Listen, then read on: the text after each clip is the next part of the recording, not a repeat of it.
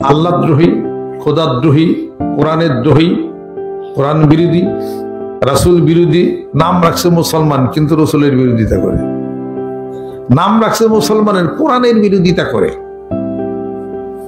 এই ইসলাম বিরোধী বিদ্বেষী শক্তিগুলো ওগুলো পোলাপান কম, দেখেন বাচ্চা কাচ্চা কম। কথা ঠিক কিনা? যারা বাংলাদেশ ইসলামের শত্রুতা করে, কোরআনের রসুলের শত্রুতা করে, ইসলামকে দেখতে পারে না, ওগুলো পোলাপান কম। খেয়াল করে দেখেন আমরা, কিছু নাস্তিক শয়তান আছে বাংলার জমির বুকে, যারা নাকি চায় ইসলামের ঐতিহ্য, ইসলামের কৃষ্টি কালচার এটা নিপাত যাক। ওদের পোলাপান খুব কম, দুই একটাও যদি থাকে তাহলে নাস্তিকতা চর ঠাকুর খাইছে পোলাপানের রাতে।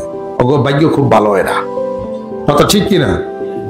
এই সমস্ত নাস্তিক এবং খোদাদ্রোহী, আল্লাহদ্রোহী, কোরআন দ্রোহীদের মরণোত্তর কোনো চক্ষু, কোনো মাথার ব্রেন, কোনো নাক, কোনো কিছু গ্রহণ করা হবে না।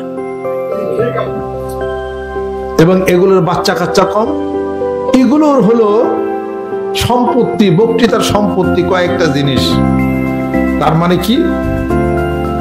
বক্তৃতার মঞ্চের কিছু রেজেক কিছু আছে, সেটা হলো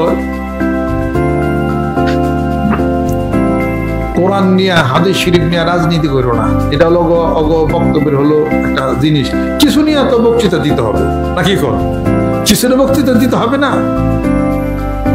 কাজে ইসলাম, কোরআন নিয়ে, ধর্ম নিয়ে কোনো রাজনীতি বাংলাদেশে চলবে না। এটা হলো ওদের কথা, নাস্তিক কথা। এটা রাজনীতির সংজ্ঞাই তো ওরা জানে না, এটা ওদের কথা। এটা ওদের কথা হলো কি, যতগুলো মসজিদ বাংলাদেশের বুকে হয়েছে, এই মসজিদগুলি যদি না হইতো অনেক গম আর ধান হইতো। নাউজুবিল্লাহ। এই নামাজ জিকির করতে যায় অনেক সময় নষ্ট হচ্ছে, এরা কাজ করলে দেশের অনেক উন্নতি হইতো। নাউজুবিল্লাহ। এই জুব্বা পরে কাপড়ের দাম বাড়াইছে। নাউজুবিল্লাহ। সিগারেট তো আমরা খাই না, ওরা তো সিগারেট খায়, সিগারেটের দাম বাড়ছে। আমরা তো দাড়ি চাচ্ছি না, ওরা তো ব্লেডের দাড়ি আছে, ব্লেডের দাম বাড়ছে। পেঁয়াজের দাম বাড়লো কে? কথা ঠিক কিনা? সবকিছুর দ্রব্য মূল্য বেশি, খালি হুজুর এত দুষ্খ্যাত। এই সমস্ত মানুষদের বক্তৃতার মঞ্চের মধ্যে কোনো কিছু শক্তিশালী কিছু নাই। কিন্তু মুসলমান আমরা যারা মাথায় টুপি দাঁড়িয়ে আছে, কোরআনকে ভালোবাসি, কোরআন মাফিক জীবন চলবে বলি, আমাদের বক্তৃতার মঞ্চের টেবিলের মধ্যে আছে কোরআনুল কারীম দলিল। কোরআনের সামনে আসুক সে দেখি পারে নাকি? এরা পারে না। আর এদের বাচ্চা কাচ্চা কম, তবে শত্রুতা হলো বেশি করে। এদের যারা নবীর দ্রোহী, আল্লাহ দ্রোহী, কোরআন দ্রোহী, এদের জানাজা দেওয়া উচিত না। এদের মরণোত্তর কোনো কিছু গ্রহণ করা উচিত না। ইতিপূর্বে আল্লাহ এবং আল্লাহর রাসূলের দুশমন কয়েকটা মারা গেছে বাংলাদেশের বুকে। ওরা মরণের পরে চক্ষু দান করছে, আলহামদুলিল্লাহ কেউ নেয় নাই। ভালো বিপরীতে হুজুর যারা আছে, কোরআনুল কারীম সমাজে বাস্তব রূপের কথা, রাজনীতির কথা যারা বলে, কোরআন মাফিক জীবন চলবে যারা বলে, তাদের চার পোলার পরে 3 মায়া। সুবহানাল্লাহ।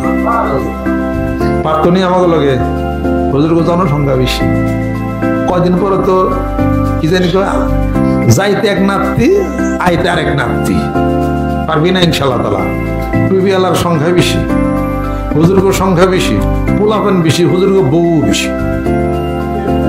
কথা ঠিক কিনা? যারা নাস্তিক, আল্লাহদ্রোহী, আল্লাহর ভালোবাসে না, কোরআনকে ভালোবাসে না, ও কি বউ 3টা নাকি? পোলাপান 4টা 6টা নাকি?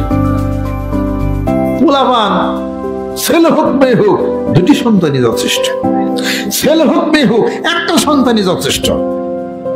পরে একটা যখন ওই কুয়াই ফিরে মরছে, নাহলে পানি বন্যায় যখন পইরা মরছে, তার 6 মাস আগে স্বামী স্ত্রী ব্যাসিকটমি করছে, লাইগেশন করছে।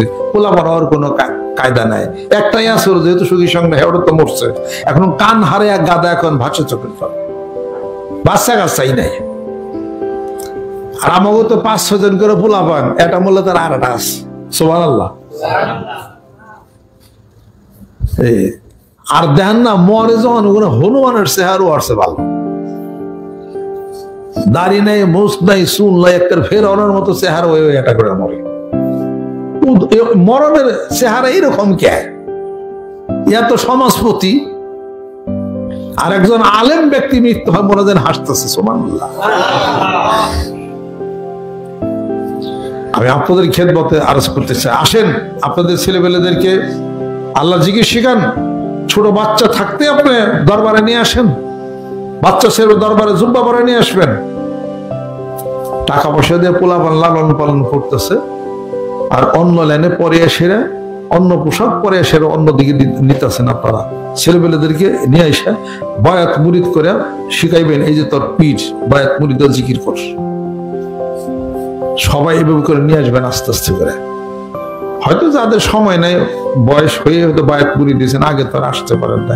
নিয়ত রাখেন, আল্লাহ জানি কবুল করে। আর এখানে আপনারা যারা জিকির করেন, আলহামদুলিল্লাহ জিকির করলে খুব সুন্দর, খুব ভালো হয়।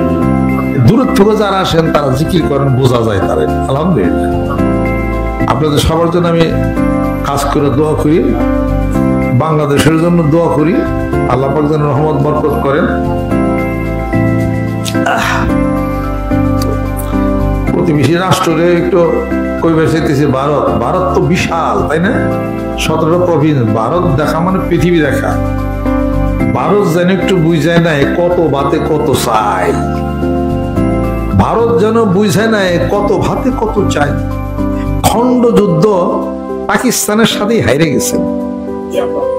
পাকিস্তান কিন্তু ভারতের তুলনায় কিছুই নাই, কিন্তু ইমানি তাকত কিন্তু অনেক বেশি। পাকিস্তানের সাথে একটু কয়েক রাউন্ড খালি একটু যুদ্ধ লাগছিলেন, তাই না? পারমাণবিক অস্ত্র আপনারও আছে, পাকিস্তানেরও আছে। অল্প একটু যুদ্ধে পাকিস্তানিরা কি সৈনিক! হ্যাঁ, নারে তাকবীর, আল্লাহু আকবার, পাওয়ার ডে কি বলেন, ভারত এলা বুঝছেন, এলা বুঝে তিনটা খালি এক হইল, এই খালি পৃথিবীর কেউ পারবে না। এক ইরান নেই তো অড়াই পারতেছে না। ঘটনা কি? ওই রকম বাংলাদেশও অড়াই পারবেন না। কাজে অবহেলা করেন না। অবহেলা পুঁতিতে যা করছেন ভালো হয়ে যান। রাতের আধারে গজল ডোবার পানি ছাইরেন না।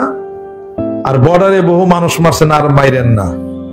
সম্প্রীতি বজায় রাখেন, সুসম্পর্ক হোক ভারত বাংলাদেশ, যাতায়াত হবে, ব্যবসা বাণিজ্য হবে, আপনারা সম্মান শ্রদ্ধা করবেন, আমরা করব, সুন্দর পরিবেশ হবে। মারামারি কাটাকাটি ভালো না, যুদ্ধ বিগ্রহ ভালো না।